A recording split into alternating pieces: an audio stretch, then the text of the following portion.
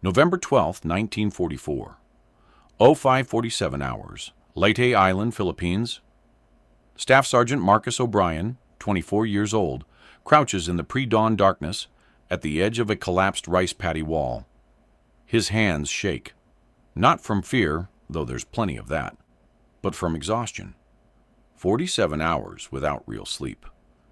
The M1 Garand in his grip feels heavier than it should, each of its 9.5 pounds pressing into his cramping fingers like lead weights. He can hear them out there in the jungle tree line. Rustling, whispers in Japanese, the metallic click of rifle bolts. His squad, what's left of it, is scattered along 30 yards of broken earth. 19 men yesterday morning, 11 now. Then O'Brien sees it. Movement. 300 yards out, maybe less in the dim light. Shadows separating from shadows. He raises the Garand, peers down the sights. His breath catches. Not 3 men, not 5. Dozens. A full company, at least. They're spreading into assault formation, confident and methodical. O'Brien's finger finds the trigger. 8 rounds in the magazine. 8 shots before he has to reload. 8 chances to stop what's coming.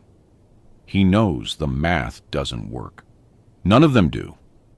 But what O'Brien doesn't know, what none of them know yet, is that in exactly 48 hours, he'll be holding something that will change everything. By November 1944, American forces fighting across the Pacific faced a brutal mathematical problem that was killing them by the hundreds.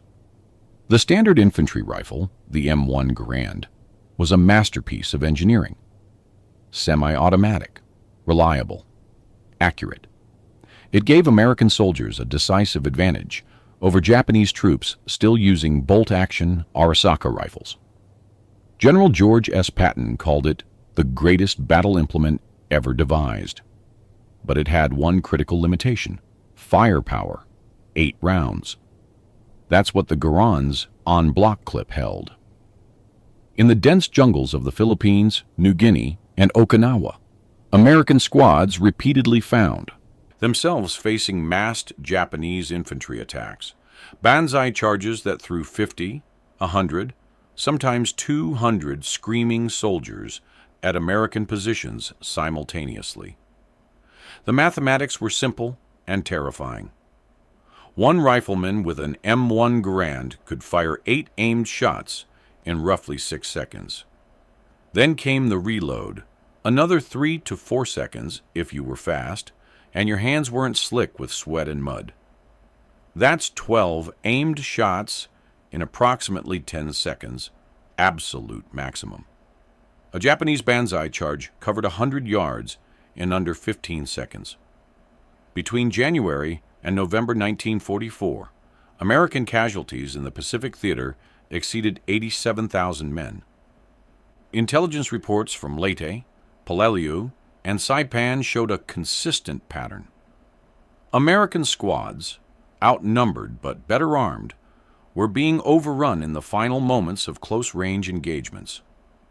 Not because Japanese soldiers were better shots, not because American tactics were flawed, but because in those crucial seconds, when enemy infantry closed from 50 yards to contact range, American riflemen couldn't deliver enough bullets fast enough. The Browning automatic rifle, the BR, helped. 20 rounds of sustained fire. But at 19.4 pounds loaded, it was a squad weapon, not something every man carried. The standard infantry squad had one bar gunner, just one. When he went down, and they went down often, drawing fire as the squad's most dangerous shooter, the entire unit's suppressive firepower collapsed by nearly 40%. Field commanders were desperate. After-action reports from the 1st Marine Division on Peleliu in September 1944 documented the problem in stark detail. During the assault on Bloody Nose Ridge, Marine rifle companies averaged 1 bar operational per platoon, not per squad, per platoon. due to casualties and mechanical failures in the coral dust. Japanese defenders, though eventually defeated, inflicted a 1.6 to 1 casualty ratio during close-range counterattacks. That ratio should have been reversed. The Americans had semi-automatic rifles.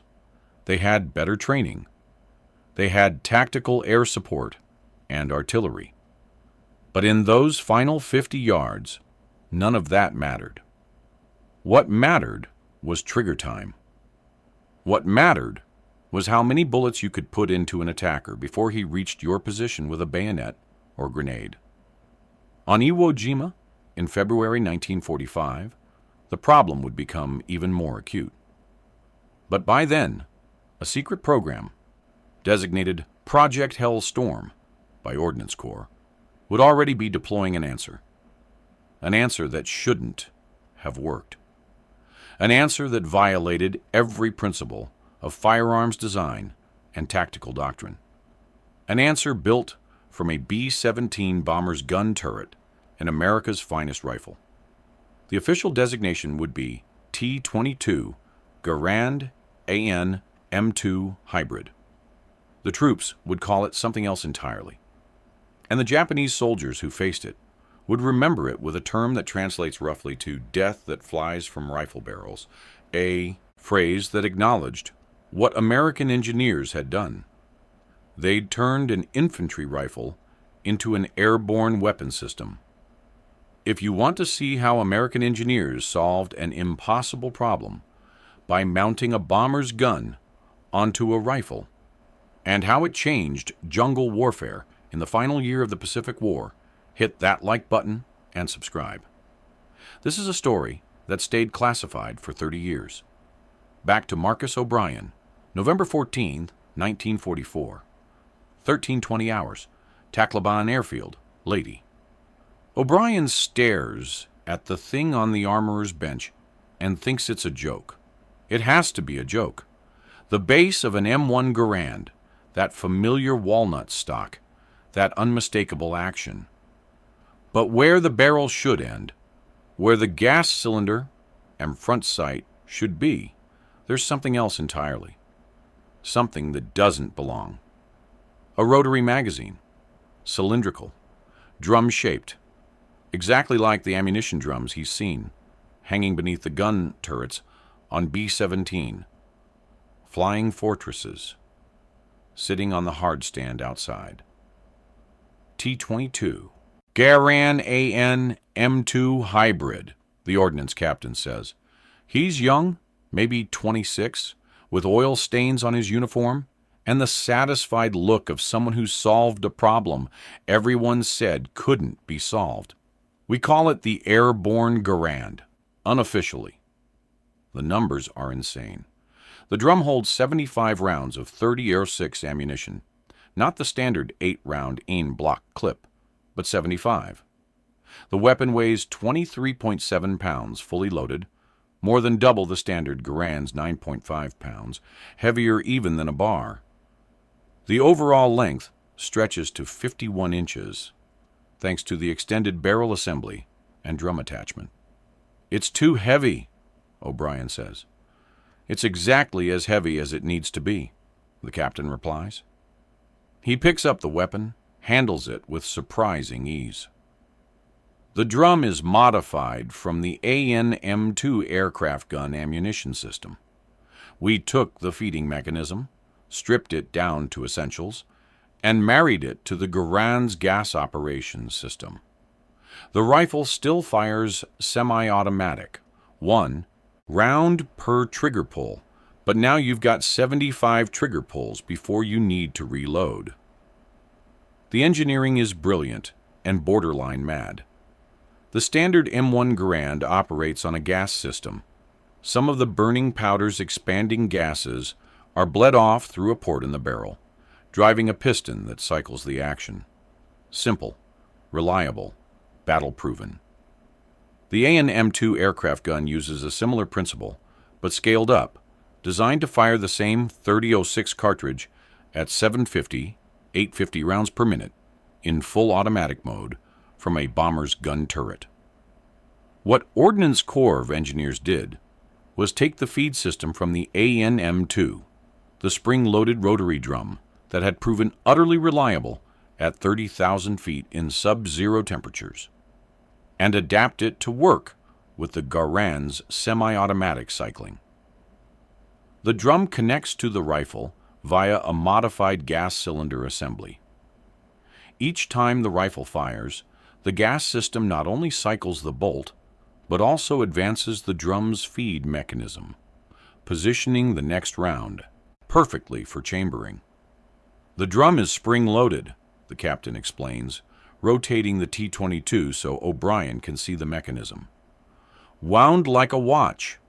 You load it separately, takes about 90 seconds if you're practiced, then snap it onto the rifle. Once mounted, the rifle feeds and fires like a regular Garand, just doesn't stop after 8 rounds. The rate of fire is the same as a standard Garand, 40 to 50 aimed shots per minute, depending on the shooter's skill. But the sustained fire capability is revolutionary.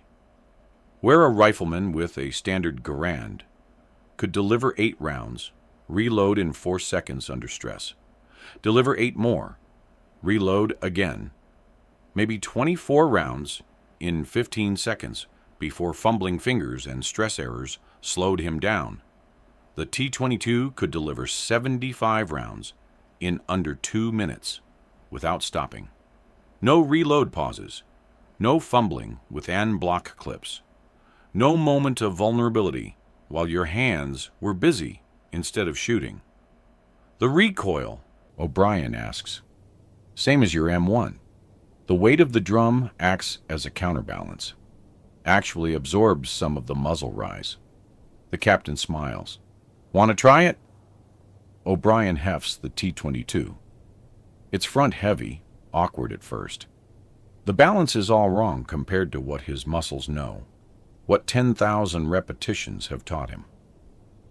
But after a moment, he finds the center of gravity, brings it to his shoulder, peers down the sights, standard Garand sights, familiar and precise. How many of these exist, he asks. In the Philippines? 47? Worldwide? Maybe 150? The captain's smile fades. This is experimental, Sergeant. Field testing. We've got authorization to issue 2 per rifle company, 3 per weapons platoon. You and 1 other man in your unit will carry these. The rest keep their standard Garands. O'Brien squeezes the trigger. The rifle barks once, a familiar crack. The bolt cycles smooth as silk. He squeezes again. Again. 10 rounds in as many seconds, and he's barely started drawing down the drum's capacity. For the first time in 47 sleepless hours, Marcus O'Brien smiles. November 15th, 1944. 05:12 hours. Defense line Charlie 7. Leyte. O'Brien has been back in the line for 6 hours when it happens. The Japanese attack comes exactly when intelligence said it wouldn't. Before dawn, out of the northeast, where the jungle thickens into near impenetrable undergrowth. He hears them first. That sound, that terrible sound that's haunted American infantrymen since Guadalcanal. Screaming. Not the chaos screaming of panicked men, but the organized, ritualistic screaming of soldiers who've accepted death, who are charging forward with fixed bayonets and grenades, and the absolute certainty that they'll either break through or die trying. "Contact front!" someone shouts. Unnecessary. Everyone can hear it. Everyone knows what's coming. O'Brien drops into his firing position.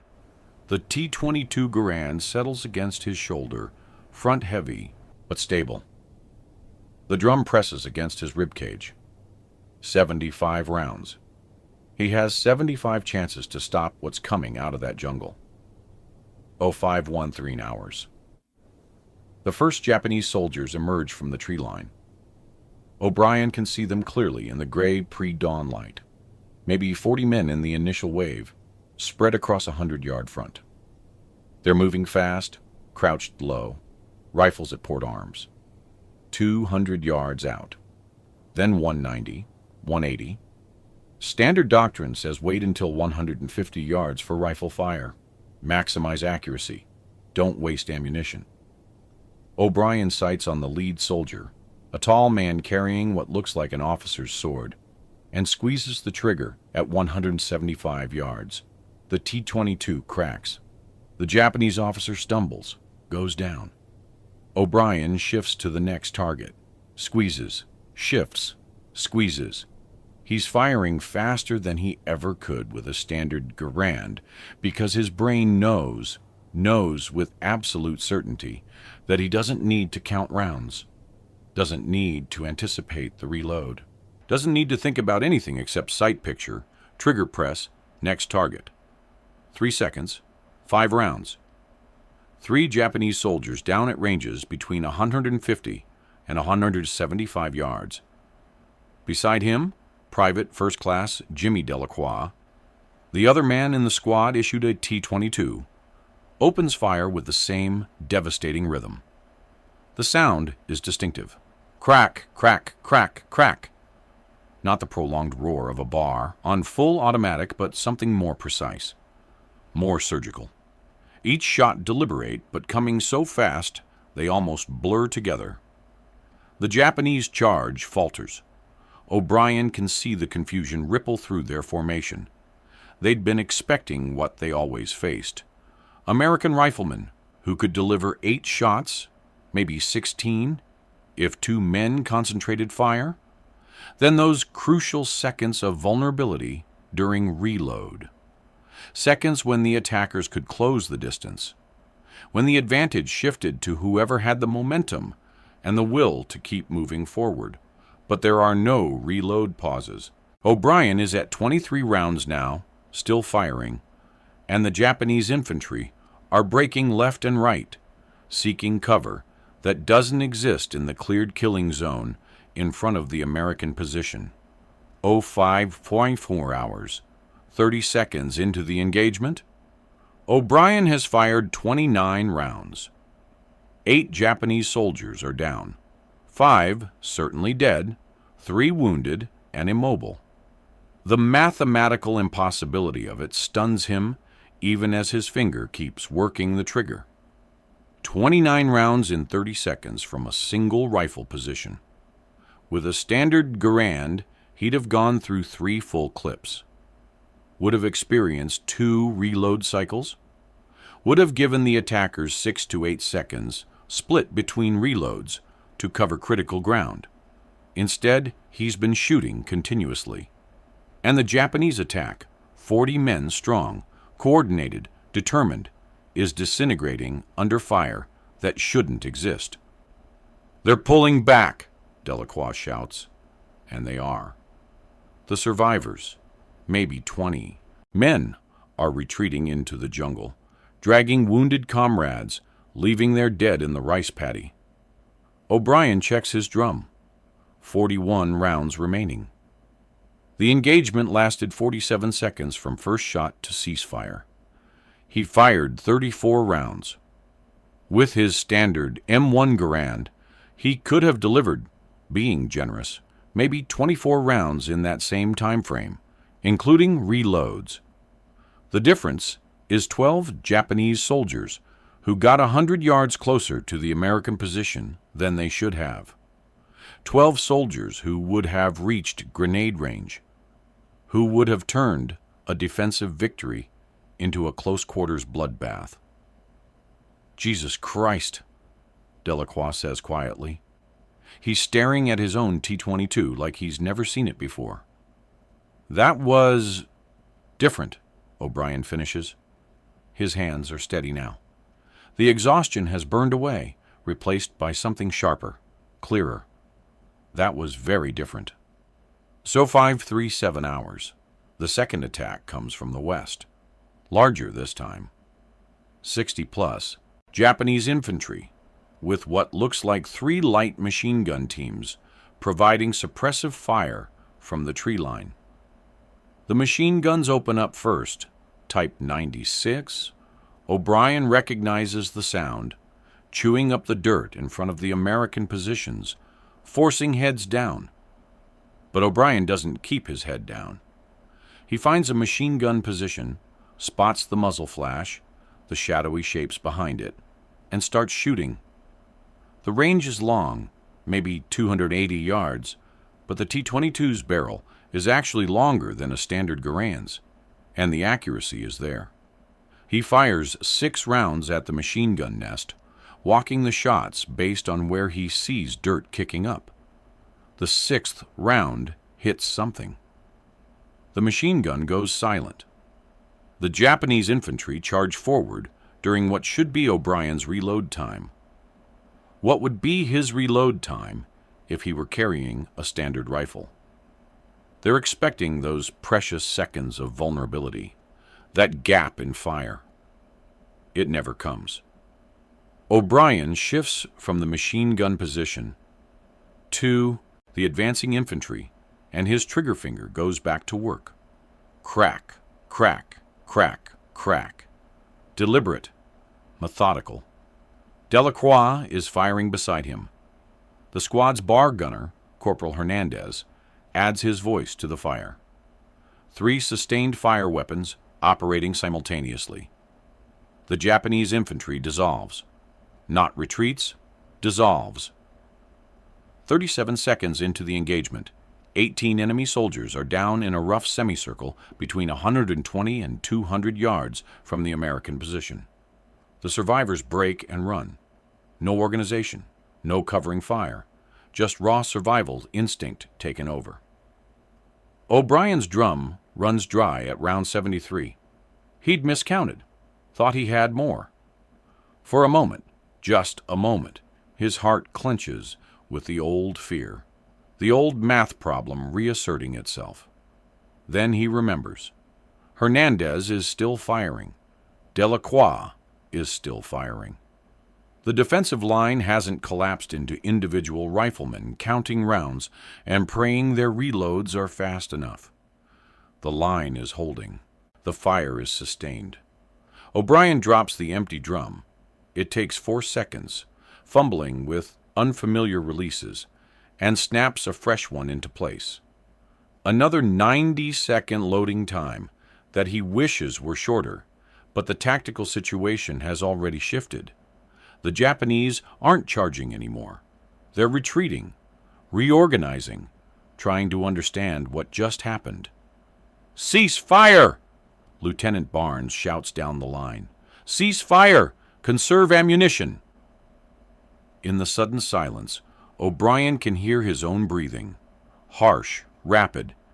His shoulders ache from the T-22's weight, from holding the front-heavy rifle steady through 73 shots. But his hands aren't shaking. His squad isn't scattered. Nobody's dead. The sun breaks over the jungle tree line, painting the rice paddies gold.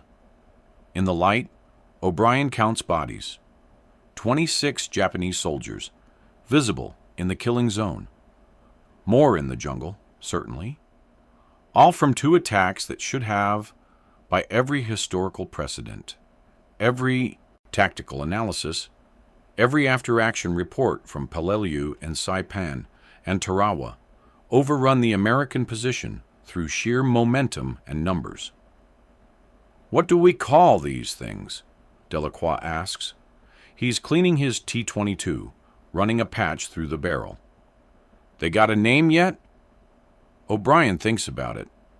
Thinks about 75 rounds without reloading. Thinks about Japanese infantry charging forward with absolute confidence, and then faltering, stumbling, breaking under fire that never stopped. Thinks about airborne gun drums married to infantry rifles in a way that shouldn't work but does. "Flying death rifles," he says. The words come from nowhere and everywhere. That's what they should call them. Delacroix grins. "Flying death rifles. Yeah, that fits." The after-action reports from Leyte reached Ordnance Corps headquarters in Manila within 18 hours of O'Brien's engagement. By November 20th, 1944, emergency authorization went through to triple T-22 production. By December 1st, 327 T-22 Garand-AN M2 hybrids were operational in the Philippines, distributed at a rate of 3 per rifle company across the 6th Army. But production was capped. Hard capped. The bottleneck wasn't the Garands. Springfield Armory and Winchester were producing those by the tens of thousands. The problem was the drums. Each AN M2 drum required precision machining, hand fitting, and spring tensioning calibrated to tolerances, measured in thousandths of an inch. The drums were originally built for bomber gun turrets, equipment that received depot-level maintenance, that operated in controlled environments, that could be removed and serviced between missions. Infantry rifles didn't live in controlled environments. They lived in mud and rain and coral dust. They got dropped. They got stepped on. They went weeks without cleaning. The T-22 drums, despite their battlefield success, failed at rates the Ordnance Corps considered unacceptable for mass deployment. Approximately 1 in every 12. Drums experience feed failures after 500 rounds. 1 in 8 showed stress fractures in the spring mechanism after 30 days of field use. Manufacturing capacity was the second constraint. Each drum required 47 hours of machining and assembly time. For comparison, a complete M1 Garand took 26 hours. The United States was producing 5,000 Garands per day across all manufacturers by late 1944. Drum production peaked at 93 per day, barely enough to equip 2 infantry divisions, so the distribution remained limited.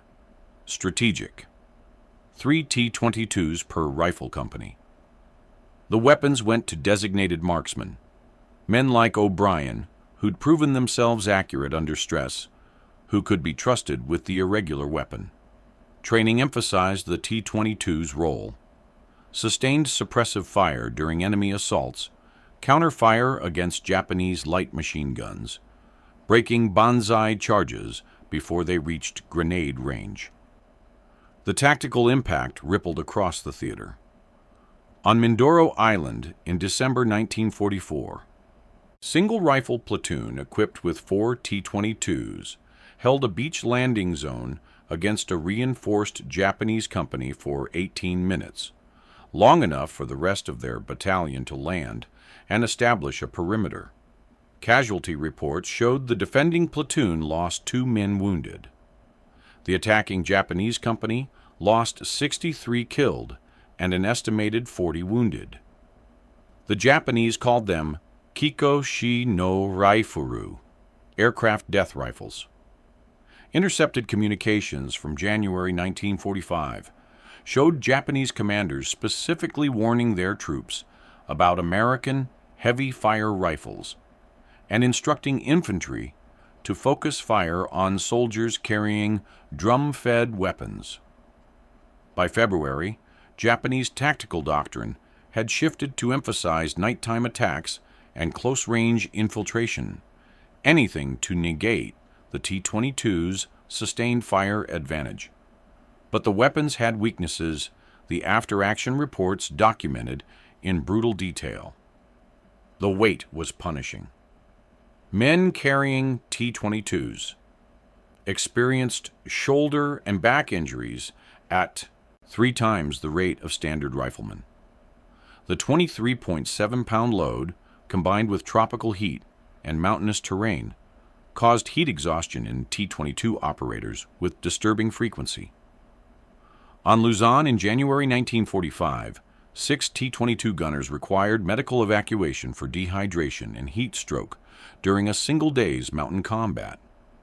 The drum's mechanical complexity created maintenance nightmares. Standard M1 Garand.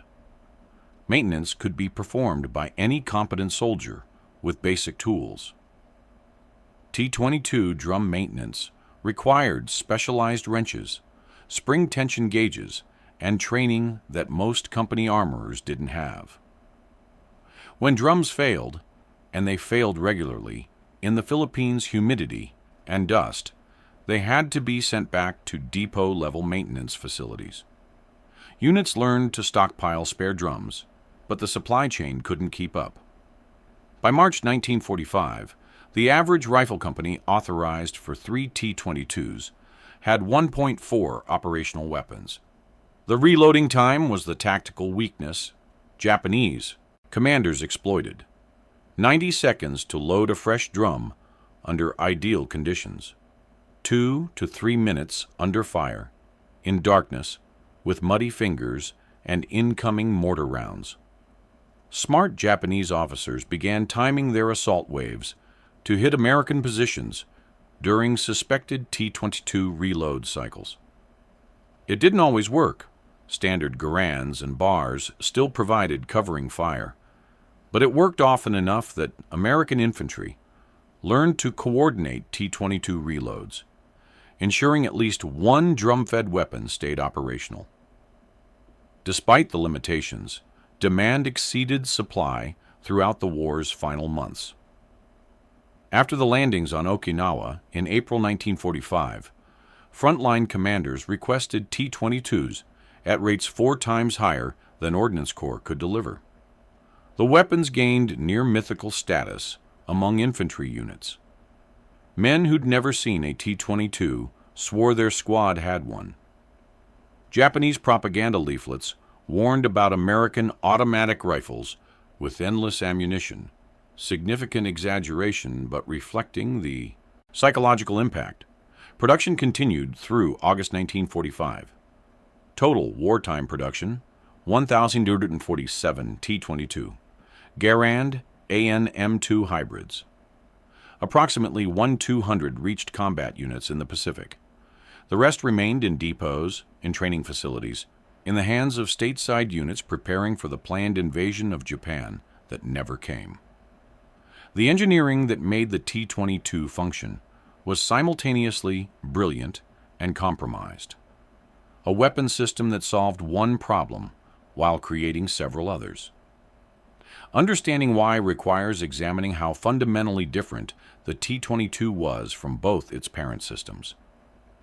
The M1 Garand's gas system operated at peak efficiency with the relatively low-mass N-block clip. The clip weighed 96 grams loaded with 8 rounds. The T-22 drum weighed 4.7 kilograms, loaded with 75 rounds. This mass difference created rotational inertia problems that standard Garand engineering never anticipated. When the rifle fired and the bolt cycled, the drum's momentum resisted the feed, mechanisms attempt to rotate it for the next round. Early prototype drums caused double feeds, 2 cartridges trying to chamber simultaneously, at rates approaching 15%. The solution was redesigning the feed Powell system with stronger springs and adding a delay mechanism that held the drum stationary for an extra 0.08 seconds during bolt travel, allowing the rotating mass to stabilize before the next round stripped from the drum.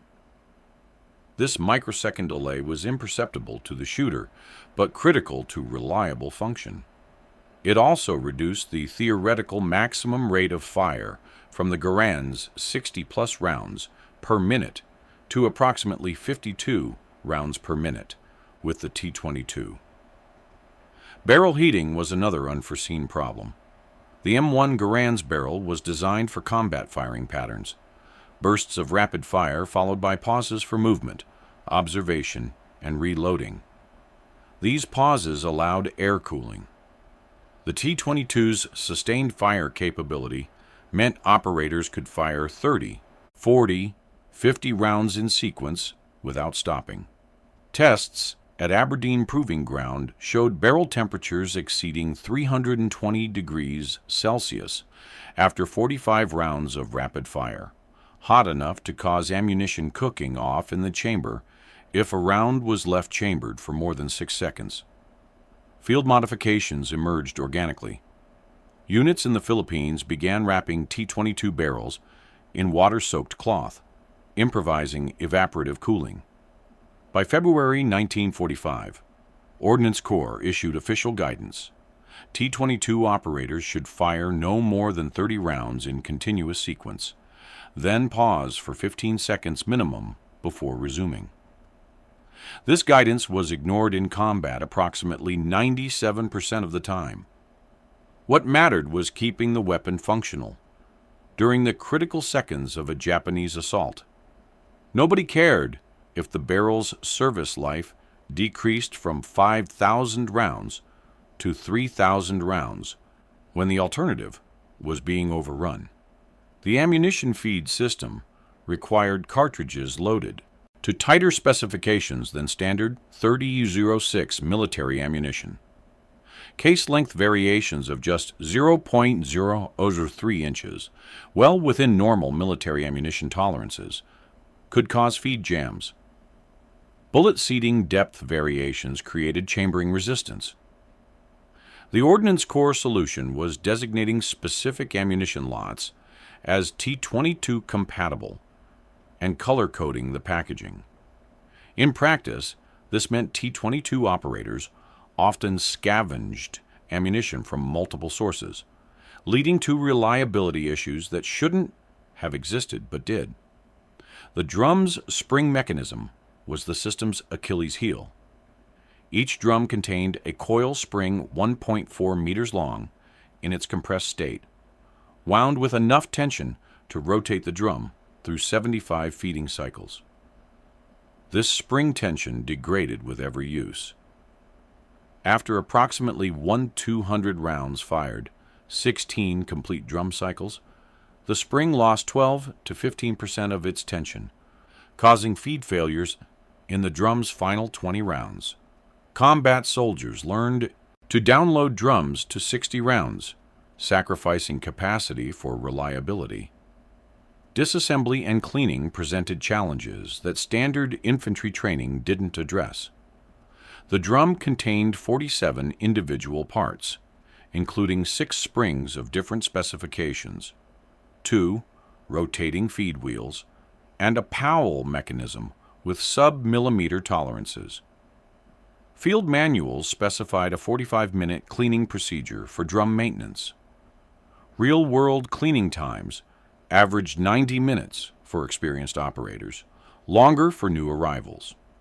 Most units designated 1 soldier per platoon as the T22 specialist, the guy who actually knew how to properly service the drums. Weather affected the T22 in ways that surprised everyone. In the Philippines' tropical humidity, the drum's feed wheels swelled slightly, enough to increase friction and cause rotation problems. In cold weather tests conducted in early 1945, planning for Japan's northern home islands, temperatures below 4 degrees Celsius caused the spring steel to lose flexibility, reducing feed reliability. The weapon system that had seemed so robust in November 1944 proved deeply sensitive to environmental conditions. The Japanese never captured a functional T-22, but they captured plenty of damaged or abandoned drums. Japanese weapons engineers reverse-engineered the feed mechanism by March 1945 and attempted to produce their own version adapted to the Type 99 rifle. The program failed. Japanese manufacturing capabilities in 1945, disrupted by bombing and material shortages, couldn't produce springs to the required specifications. Their attempted copy experienced feed failures approaching 60%. Accuracy was surprisingly good, despite the weapon's weight and unconventional balance. At 200 yards, the typical engagement range, in Philippine jungle fighting, the T-22 achieved 4-inch groups with quality ammunition, comparable to a standard Garand. At 400 yards, group sizes opened to 12 inches, still acceptable for suppressive fire against area targets. The longer barrel actually improved ballistic performance slightly over the standard Garand. But the T-22 was never intended for precision marksmanship. Its role was volume of fire, sustained suppression, breaking enemy momentum through continuous shooting when every other weapon in the squad had stopped to reload. In this specific role, this narrow tactical niche, the T-22 excelled despite its mechanical compromises and logistical challenges. August 15, 1945. Japan surrenders. The war ends. Across the Pacific, American soldiers receive word that they're going home. The T-22 Garand-AN M2 hybrids receive different orders. Within 72 hours of the surrender announcement, classified directives went out from Ordnance Corps to all combat units in the Pacific. All T-22 weapons and drums were to be collected, serialized, and secured under armed guard. No photographs, no souvenirs. Soldiers who'd carried the weapons for 8 months were required to surrender them to unit armorers, receiving standard M1 Garands as replacements. By September 1, 1945, 1,063 T-22 rifles and approximately 4,200 drums had been collected and shipped to Leyte Army Depot in San Francisco. The remaining weapons, approximately 140 T-22s, were listed as destroyed, lost in combat, or damaged beyond recovery. 317 drums were documented as destroyed during the Okinawa campaign. The math didn't quite add up, but nobody questioned too hard. Wars lose equipment. That's normal. What happened at Leyte Army Depot was not normal. The T-22s were segregated into a restricted storage facility. Access required top-secret clearance and specific authorization from Ordnance Corps headquarters. The weapon's existence was classified under what would become a 30-year secrecy order, standard practice for experimental weapons that revealed capabilities the military preferred potential enemies not know about. The classification wasn't about the technology itself. By 1945, every major power understood magazine-fed rifles. What the classification protected was knowledge that America had successfully fielded a squad-level sustained fire weapon that weighed less than a crew-served machine gun but delivered comparable fire volume. The Soviets were developing similar concepts. The classification was strategic, letting enemies wonder whether American infantry squads might have capabilities beyond what standard equipment manifested. Production ceased on August 16, 1945. The contracts with drum manufacturers were canceled. The specialized tooling was placed in strategic storage, preserved against theoretical future need. That future never came. By 1947, the Army had moved to selective fire weapons concepts that would eventually produce the M14 and later the M16. The T-22's semi-automatic only design, which had made sense in 1944, seemed antiquated by 1950. Most T-22s remained in storage for decades. Small numbers went to elite units for evaluation and training. Navy SEALs tested them in the early 1960s and rejected them as too heavy and mechanically unreliable. Army Special Forces briefly considered them for suppressive fire roles, but chose the M60 machine gun instead. The Marine Corps showed the most consistent interest, occasionally issuing T-22s to designated marksmen in reconnaissance units through the 1960s, but this practice ended by 1972. The drums proved to have unexpected longevity.